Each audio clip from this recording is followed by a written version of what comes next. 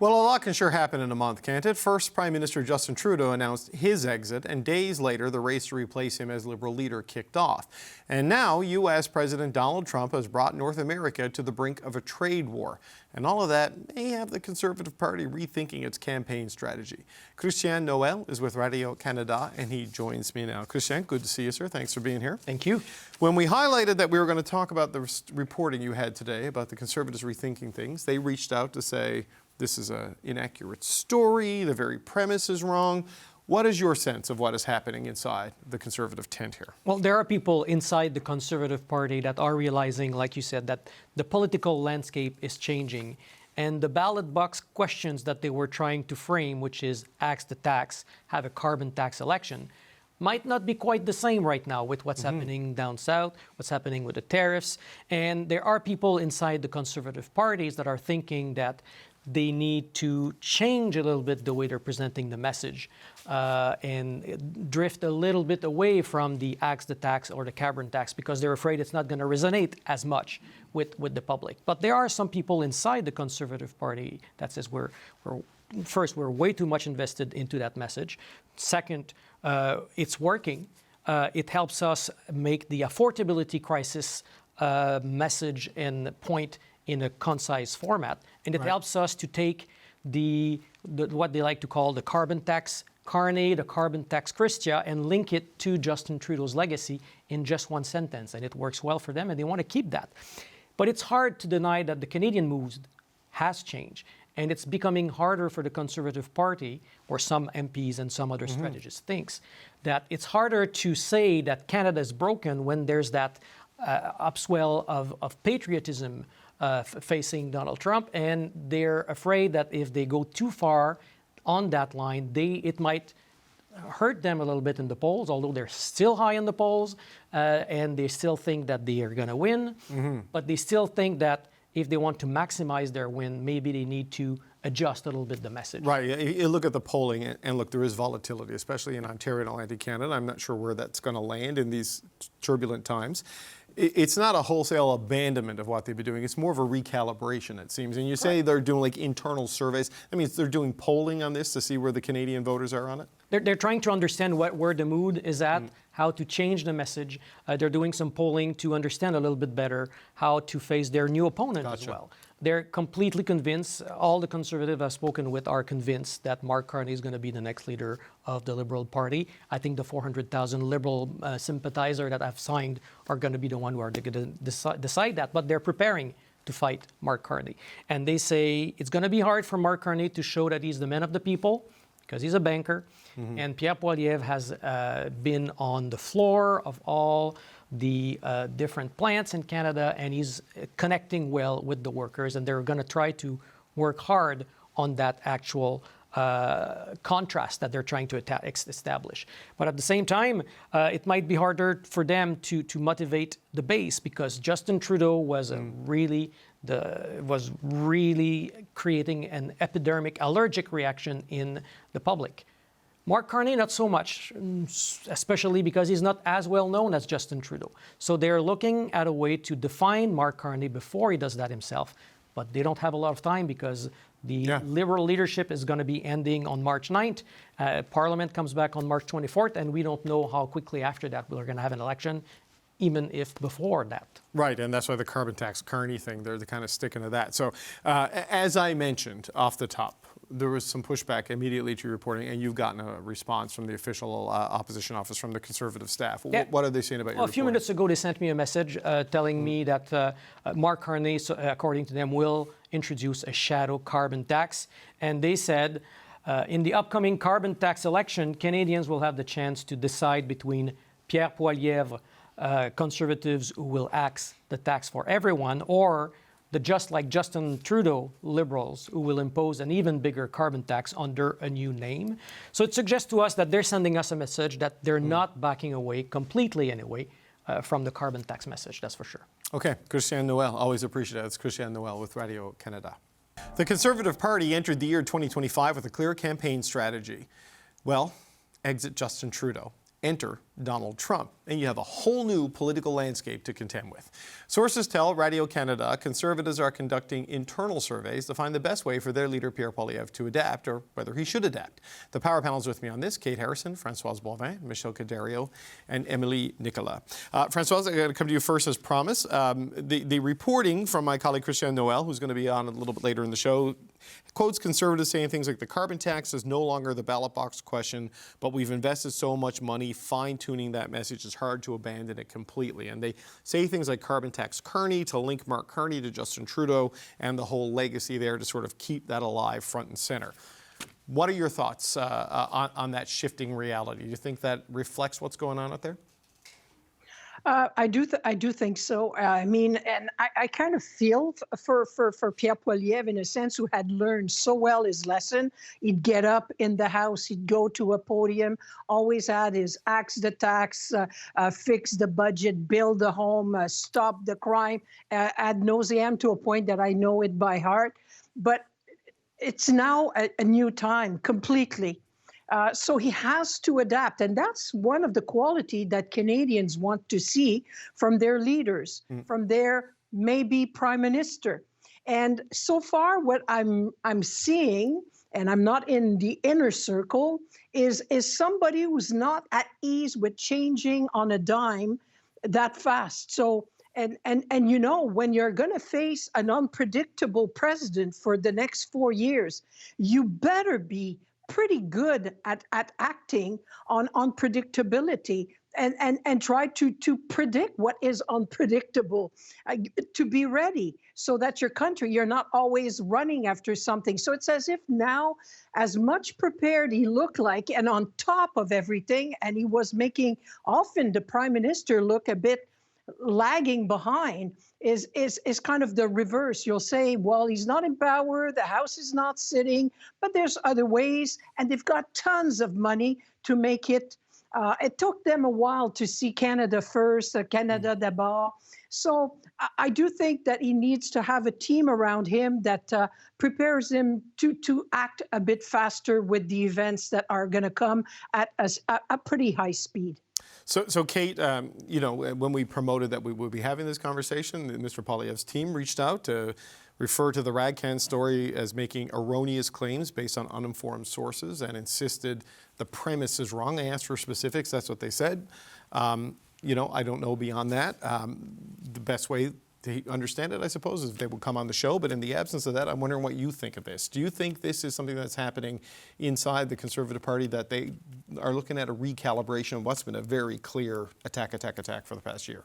I don't think that we will see the carbon tax fall off the agenda in the next Conservative campaign. That is particularly true if Mark Carney is elected the Liberal leader. I think it would be a mistake, frankly, to move away from that line of attack, because he has been a cheerleader and a champion of the carbon tax for so long, and his claims now to, you know, not be supportive of a consumer carbon tax, I think people are right to be skeptical about that. So I don't think that that the Conservatives are going to move away from this, and in fact they shouldn't. I think that the next election is going to be about the economy. I think the Conservatives have been successful in tying the carbon tax policy to make it about the economy. It's not about the environment anymore. It's actually about economic policy, personal affordability, and the cost of living. It's also about economic competitiveness.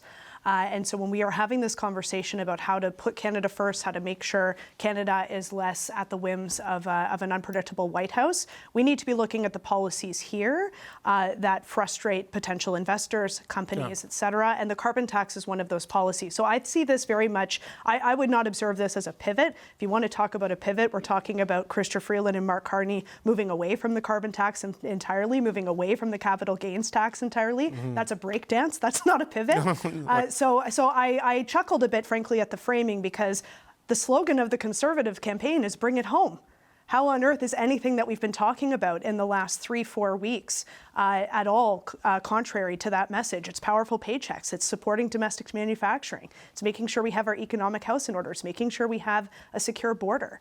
So I don't see a pivot at all. And if anything, I think those policies become more important and more of the focus in the next campaign than perhaps they were over the last 12 months. Michelle, how do you see it? I mean, they're not abandoning carbon pricing because they still believe in carbon pricing on industrial emitters, and in fact that will play a bigger role in what Mark Carney is outlining. But and I still think they believe the carbon tax is the right way to do it on the consumer side, but there's no public support for it, so you have to throw it overboard to keep the other things. Do you think they can sell this shift, whoever comes out of this, Mr. Carney or Ms. Freeland? And what do you make of whether or not the Conservatives are in fact adapting to that? Well, to be honest, I think Canadians are well past the carbon tax now. I think for anyone who's following the Liberal leadership race, the only thing that's probably punched through is the fact that everyone's kind of stepping away from the carbon tax. There's just such a much bigger threat, and there's such a bigger problem right now in terms of dealing with it. And so, I think the Conservatives are smart enough that, of course, they're shifting. The attitudes have changed. People are not, as I've predicted for a while, they're not demanding that we go into an election campaign. Nobody was hoping that we were in an election campaign on February 3rd and 4th, when we were having to try and figure out a way to work back with the Americans. I thought that the Prime Minister actually had his best leadership moment on that Saturday night when he addressed Canadians and when he addressed the Americans and talked about just the situation that we've come to, and the fact that Canada is going to have to report back or retaliate back. So, to me, of course, the Conservatives, they're smart. They're reading the polls, and they know that right now there is very much a Canada first kind of an agenda. It's not quite so kosher to be out there saying that everything is broken in Canada anymore. And I think you've seen that already in Poilievre's messaging. They're going to, of course, they're going to declare victory on the carbon tax. Because you know what? They got victory on the carbon tax. Yeah. The problem is it happened a little bit too soon for them. But I think that absolutely, if they're still talking about just the carbon tax 6 months from now, or even 2 months from now, I think that they've got big problems. Emily, I mean, I know the carbon tax is not going to be a defining issue in Quebec because of the cap and trade system. There is no, public-facing cost there. I just wonder how you view how the issue set is changing with the imminent departure. I mean, like 30 days from now, we'll know if tariffs are back on or off, and 35 days from now, give or take, there will be a new Liberal leader and soon a new Prime Minister. What do you think that's doing to things? As I was saying earlier, I think we're really going through a moment where people are thinking in terms of nation building for the first time since, at least for my generation. I think it's the first time we're going through this at that pace. And what it means is that it's going to be hard for the Conservatives to even push forward an economic policy that is going to sound pro-Canada if it's actually right-wing policy that sounds like what the kind of reforms that Donald Trump wants to do in the United States. For example, if people decide that what defines them as Canadian is our healthcare system, good luck trying to push forward privatization of the healthcare system, as Pierre Poilivre has been trying to do, as you're trying to define Canada in a position with the United States. Even when it comes to attracting foreign investors, who are those investors from? America? Because if that's the case, once again, it's about deregularization, very much like what Donald Trump has started to do, so that our environment is more like the Trump United States. And so there's a set of economic policies that Pierre Poilivre has been pushing, not just in the last year in terms of his key messages, but for basically as long as he's been in politics, as somebody who's been very much a student of the Chicago School of Economics and Milton Friedman and whatnot. Those sounds a lot like some ideas that the Republicans are pushing. And if, as Canadians, we're trying to define ourselves as different from the Americans, it's going to be hard for anyone of any brand, really politically, to be saying that we should be having a vision of our country that actually makes us more like Donald Trump's America.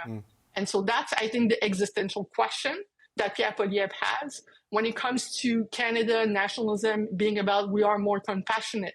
We do believe in a sense that the state has a place for the welfare of our citizens. If you're trying to do more of that, you're actually making us more like the US, at a moment in time in history where Canadians do not have an appetite for that. That's his real challenge. Kate, your thoughts on that? Yeah, well, there's only one party right now that's talking about diversifying our interests. I think part of the reason this is so important is Canadians for a long time have defined themselves as being not American. The Prime Minister went on national US television and effectively defined Canadian values as being, well, we're not American. And even, Emily, in your comments, it's all about how, Canada needs to do the not American thing. I think Canada needs to right now stand on its own 2 feet. And Pierre Poilivre is talking about economic policies that would allow for that to happen. It's less reliant on the United States. It's more domestic manufacturing. It's tax cuts for Canadian workers. I have never heard him suggest anything related to US-style healthcare ever. So I think there's a mischaracterization happening here about, about where the Conservatives stand on this. I observe a lot of what the Conservatives are talking about to be about shoring up domestic policy, shoring up domestic economic policy, expanding our trade networks beyond the United States, not copying everything the United States is doing. So Francois, just we're tight on time, but I don't know how the Trump issue is going to change voters' mindsets and stuff. There's a lot of volatility in polling right now, so it's very kind of hard to see where it lands, especially in Ontario, which is really going to matter.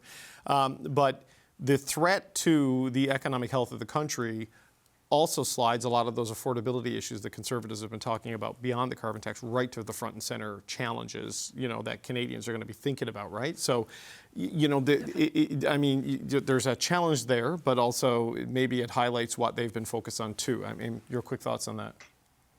Exactly. And I do think I understand what Emily is saying, but at the same time, a lot of Canadians were hurting, are still hurting. Yes. I mean, housing didn't push in the last few weeks just because Donald Trump made some scary tactics on tariffs and so on and so forth. So these things are still in the picture.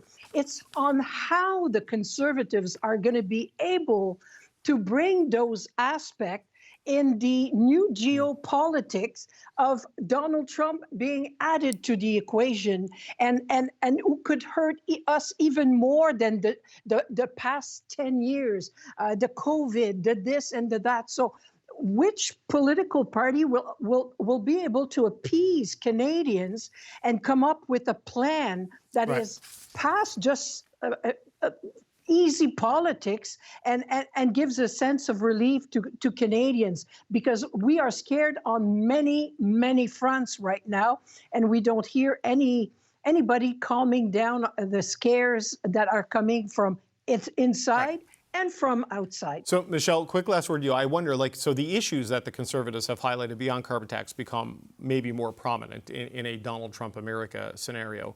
But then if the question becomes who is best equipped to deal with it, then it becomes about the individual qualities, whoever the leaders are, bring to the table, and who can bring the country together rather than sort of amplify the cleavages. How do you see that potentially playing out? Well, here's a great example. If all of a sudden he does impose tariffs, then we're going to have a huge amount of supports. Back to almost pandemic level borrowing to be able to support Canadian businesses and Canadians who are going to be unemployed.